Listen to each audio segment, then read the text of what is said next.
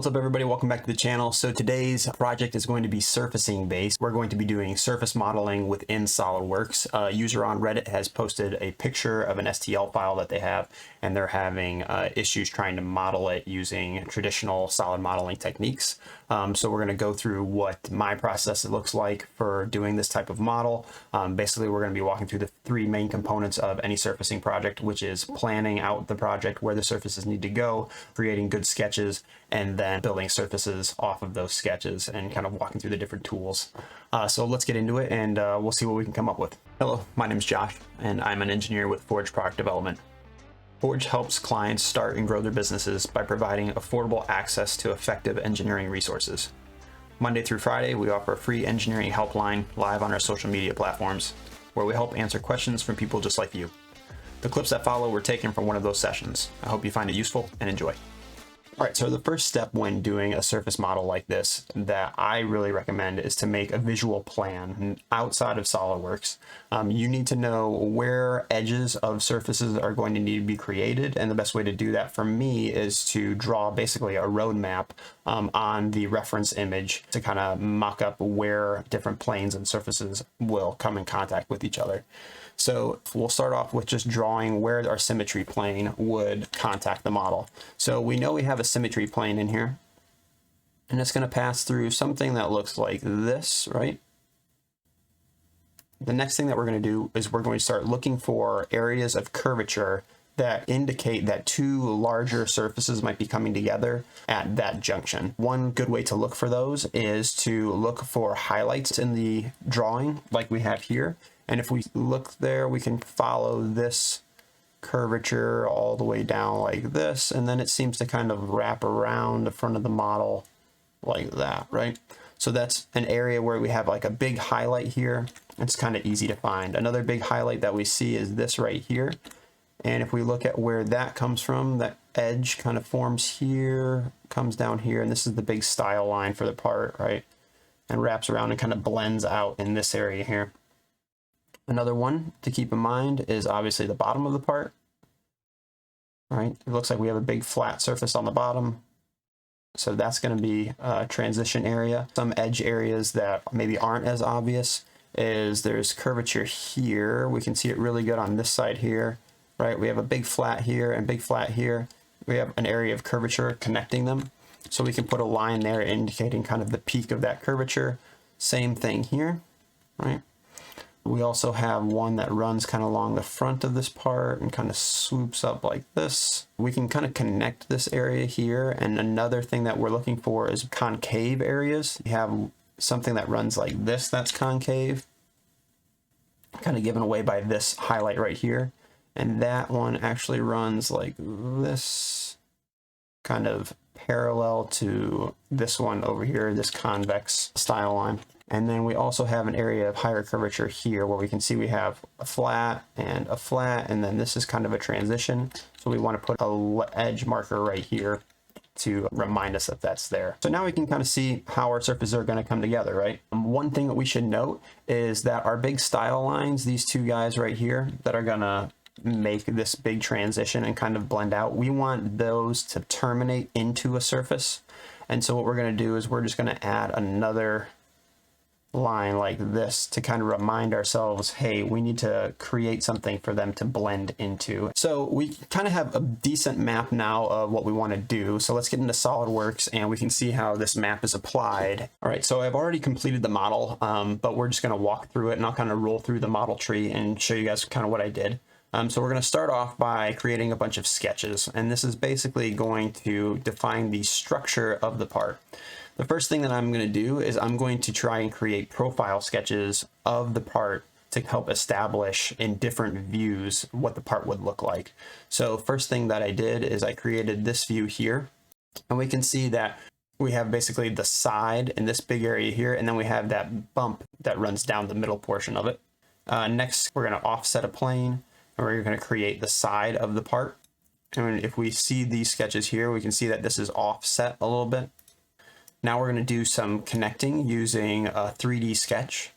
So basically what I'm doing here is I'm putting in curves to help define where the symmetry plane sketch, which is this first one that we did, and the outside surface, how those are going to connect and flow into each other. So what I'm doing here is I can kind of show you what I do.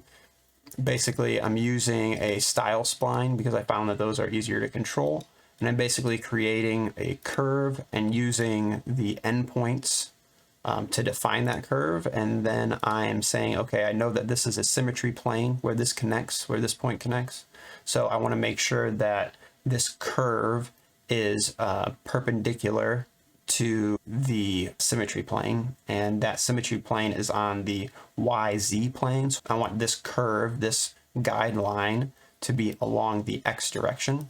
And then basically the way I was just locking these down is because there's only 3 control vertices, I'm just making these equal. That's basically how we build the curves connecting our 2 planar sketches. Okay, so now we're putting in another profile sketch. It's on this top plane here, and it is defining where the ridge is going to go and then kind of our style line, right?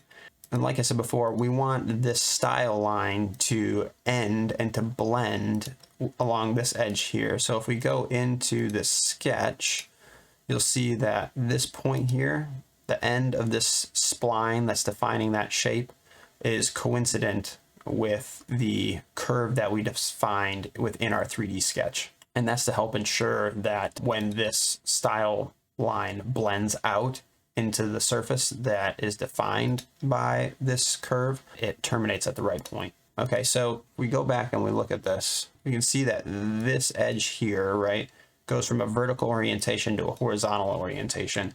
And because of that, we want to create curves that will kind of mimic the same thing in our profile view. So we're adding this curve here, which is coincident with that guide curve that we created in the previous sketch at the top. But when it comes down here at the bottom, or more towards the front of the part, it again is going to be coincident. You can see it's going to be coincident to that pink line from the 3D sketch, but it's going to be next to the guide curve for the style line. So the next thing that we did is we're just blocking in this upper portion. We're adding a sketch here. And now we're going to start getting into adding some planes. So I'm going to roll all these surface planes forward so you can see what we did. So everything that we've created in this picture, all of the surfaces that we've created are all planar surfaces, which means that the sketch for that surface is just a regular sketch that you would do on any other type of feature. So we're selecting a plane in the correct location, and then we're creating the sketch that we want. And then you can just go from within the sketch, you can do surface, and then you're going to want planar surface, and it will generate a perfectly flat surface, which is exactly what we want in this situation. So these are all planar surfaces in our model. So the side is obviously flat. Also our symmetry plane, our bottom is flat. The back of the part is going to be flat. And then these guys here are going to be flat as well. Next thing we're going to do is we're going to use the next easiest feature to create, and that's going to be a 4-sided boundary surface. So a surface where we know all 4 sides are defined within a sketch or using other surfaces. They're not flat anymore, they have slight curvature, but they're pretty easy to create as well. So I'll show you what that looks like here. So the first boundary surface that we're putting in, we're using the pink lines are from our 3D sketch that we created, and our blue lines are from our other sketches, or we can use the edges. I'll kind of roll through these boundary surfaces to see what I do. You can see I'm starting here and then building up, right? Just like that. So you'll notice here that this surface and this surface, they don't follow the symmetry plane surface that we've created. And that's because this surface plane is actually going to run down from the top, and that's going to help cap in this raised portion. All right, next up, we start creating some references for the stylized portion of the part. So what we're doing here is we're using our style spline in our top profile sketch, and we're using that to trim away this part here. And you see what we did. So we're using that as the trim tool, and then we're removing this area here. And that's basically, we're doing that so that we can have this edge here to blend into. All right, next up, we're going to create the top cap portion. So we're sweeping our surface. Because this line back here is not straight, we can't use an extrude, so we're just going to use a surface sweep coming out from the side. I'll show you what that looks like. So the path is this edge here, right? And then we're just using this straight edge here to sweep out. And that's just giving us some material that we can then extend a little bit and then trim back using the style spline that we looked at earlier. So this is, again, this is all just referenced back to that original style spline that we defined in the beginning in that top profile sketch. So we're just trimming that back. Now we're going to knit everything together. The reason we're doing that is because we want to be able to select just this portion of this whole edge. And if we roll back before we do the knit, you'll see that when we go to select it, we're selecting the whole thing because this hasn't been knit together yet. So we're going to knit everything together so we can just select this portion when we're creating our next surface. We're going to do a 3D sketch. All this is a spline. I can delete this out and I'll show you how I created it. So all this is a style spline that runs from this point here down to this point here, right? And the way we're defining this shape is we're selecting the control curve and the edge, and we're going to make tangent, and then we're also going to select the control curve down here and this surface here and make them tangent. So basically, we're just creating a guide from this top surface to this bottom surface so that we know that this edge is nice and smooth. So we have our 3D sketch. So now we can go in and create our boundary surface, which is just grabbing this little edge here and our new 3D sketch, as well as this bottom surface and this top surface. And then we're just setting these to be tangent to each other so that we have a nice clean blend between everything. Next up, we need to trim back these surfaces here so that we can start laying the foundation for the transition from this top edge down to this bottom edge. So we're going to use a split line that uses that offset curve. If we go and we look from the top again, you'll see that this split line is using that second curve we put in. And basically that's going to help establish the transition from this point here down to this horizontal edge here. So we're going to use a split line, and then we're going to go in and we're going to delete the faces. You can see now that we have a nice gap. We're going to knit everything together, and then we're going to create a boundary surface to fill in our last remaining gap.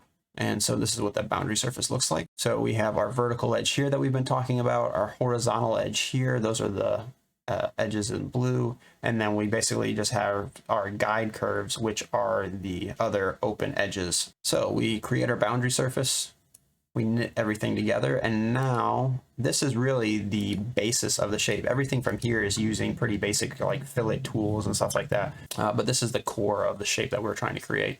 So now we're going to start going in and adding some fillets, and you can kind of watch as I roll through the tree where they're applied. So for these fillets here, you can see that they kind of terminate. They come down to a singularity here, and you can go in later, and I'll actually roll it forward one more. You can go in, and if you'll see it kind of does weird things here. These surfaces aren't going to be ideal. You could go in and trim them back, or basically delete out these faces and then put more consistent, better looking blend in here. But you'll see when we get to the end that the result isn't terrible, so it might be good enough for your application, and it's just a lot of extra time that I didn't necessarily want to put into this project. So we're just doing our side cut here and then adding in our final fillets and then mirror everything across. So now we can kind of see the whole model as it's come together. We can turn off visible edges and we can see how the surfaces kind of blend into each other. Everything looks pretty good. You can see that this is a little bit harsh down here. I don't love this. Like I said, you could go back and spend more time here cleaning this up and making it look a little bit better. But 95% of the shape is here. So I hope that was helpful. If it was, please like the video. If this was useful to you, subscribe to the channel so you don't miss things in the future. If you'd like to see something or have questions, please leave questions in the comments. I'm happy to answer them there and get a feel for what you guys want to see on future videos. So I think that's all I got today. Have a great week, and we'll see you in the next one.